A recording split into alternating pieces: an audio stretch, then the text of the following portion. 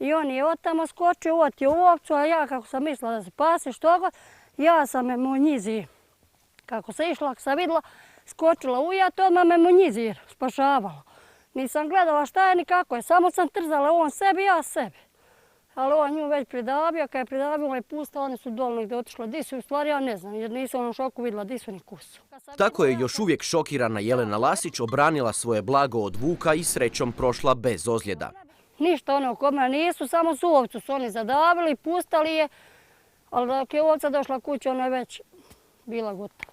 A to joj nije bio prvi susret oči u oči sa šumskim zvijerima. Vukovi su je već jednom dočekali dok je čuvala blago. A ja uzela ovako kamen, rekao šta je, ne trzao. Ja uzmem drugi kamen, ne trzao. Kad ja treći kamen malo veći, ja ću ovako potrat, kad sad turnuo taj kamen prema njemu, on 4-5 koraka prema meni, onda je zinio.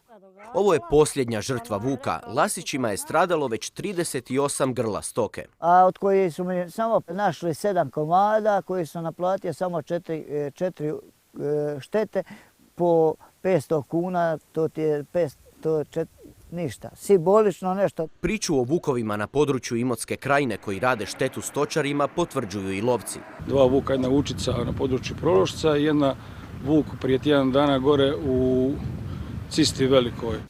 Ali baš kao u onoj priči s praščićima, i ovaj je put deblji kraj izvukao vuk.